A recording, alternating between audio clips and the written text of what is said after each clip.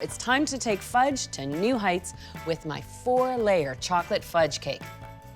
If you've never made a chocolate cake from scratch before, well, then this is the recipe to try. It's so easy to make. It comes together in no time. I start with 2 1/4 cups of cake and pastry flour. This cake is so rich and moist, and it's got a deep chocolate flavor, and that comes from adding 1 cup of cocoa powder. You do want to use Dutch processed cocoa powder. It reacts in just the right way with the buttermilk that I add to the recipe, but it has a deep, dark chocolate color and a rich but not bitter chocolate flavor. Now for leavening, I need 2 1/2 teaspoons of baking powder,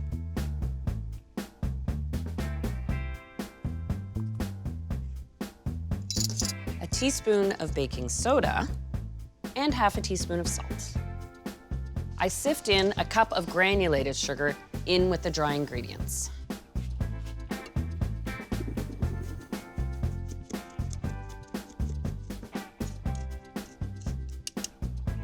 That takes care of the dry ingredients. Now for the liquids. I love using buttermilk when I make chocolate cakes. The tartness that's in the buttermilk balances the sweetness of the cake, and somehow that balance heightens the chocolate flavor. Now I'm measuring 1.5 cups. I'm adding 1/4 cup of strong coffee to the buttermilk. Now, coffee is an ingredient you often see called for in chocolate cake recipes. Doesn't necessarily make the cake taste like coffee, but it does make it taste more like chocolate. Measuring 1/2 cup of vegetable oil, a teaspoon of vanilla, and lastly, 4 eggs. That's it for the wet ingredients in this bowl.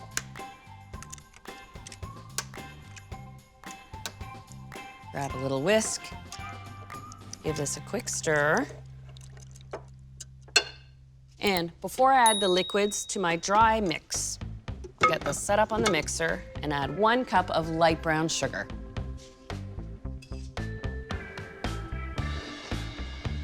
Like the coffee, brown sugar is something you often find in a chocolate cake recipe. Right? This really is like a chocolate fudge cake. I've got my paddle. And first I'll blend in the sugar into the flour mixture. I add it now because I couldn't sift the brown sugar in. And once I add my liquids, that brown sugar will dissolve nicely. So on low speed, I pour it in. And you'll see it'll start liquefying a little bit.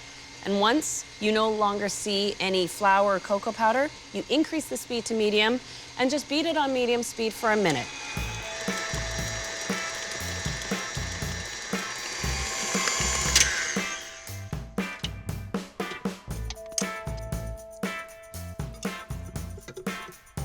This cake batter is quite fluid. That is the nature of the recipe.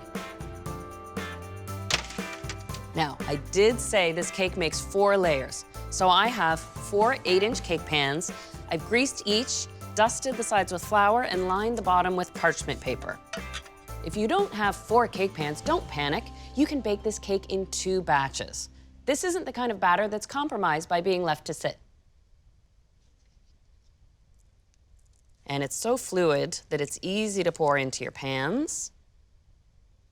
You don't pour too much batter in. Remember, each cake pan is a single layer. So it's really only going to fill about 1/2 inch. You'll be surprised though, this little bit of batter in each pan bakes up quite high. All right, these are all set for the oven, which I've preheated to 350, and they take just 30 minutes to bake.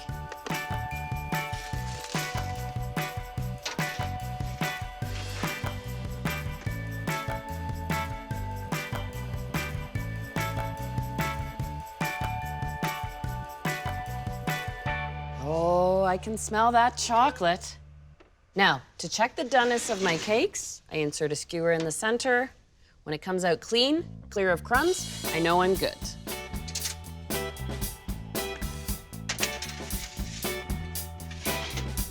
Wow, it's amazing how these came up.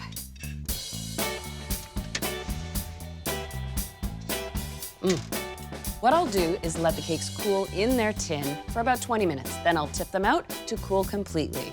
After that, oh, you know what it's time for, the chocolate fudge frosting. When you need a really good frosting for a rich chocolate cake, well then fudge frosting is the hands-down winner. This is a great recipe. Now, I've started by melting 3/4 of a cup of unsalted butter with 4 ounces of bittersweet chocolate. So this is not your everyday buttercream. This is a fudge frosting. Look at that. Wow. I've sifted 1/2 cup of cocoa powder. I'm adding that to my melted chocolate and butter. And I've sifted 3 cups of icing sugar. You can make this recipe using electric beaters or a stand mixer, but the important rule, regardless of which tool you use, never go past medium speed, because then that turns your fudge frosting into a fluffy frosting.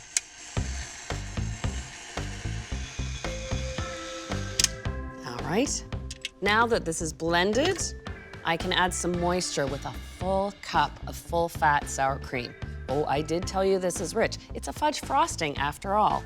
And at this point, I'll add my teaspoon of vanilla and 1/2 teaspoon of salt.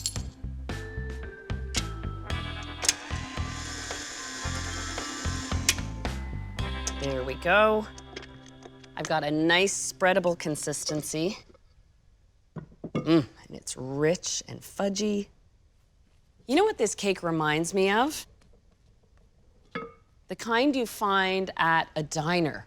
The one that's sitting by the cash register on display, so when you walk in, it reminds you to save room for dessert.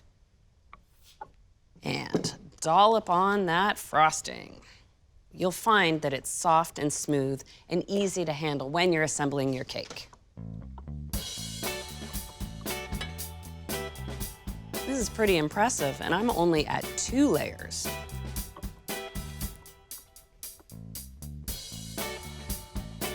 Okay, even more impressive.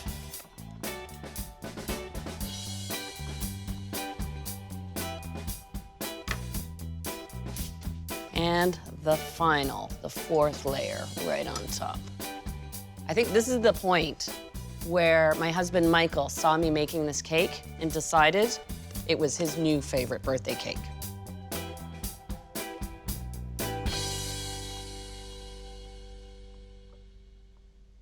The nice thing about a fudge cake like this is you want to keep the decor simple, and part of the appeal is just swirls and swishes of this fudge frosting. Is that tall enough for you? I think that'll work. And now I can transfer it from my cake wheel to my serving platter.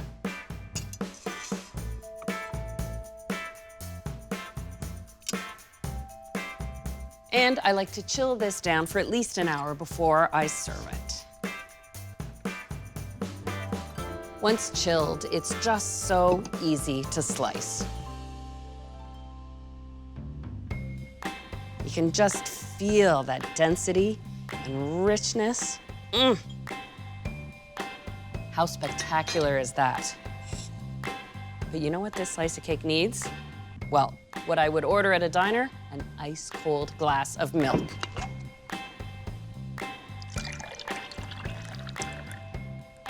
Oh, this is so dense and rich and moist and chocolatey.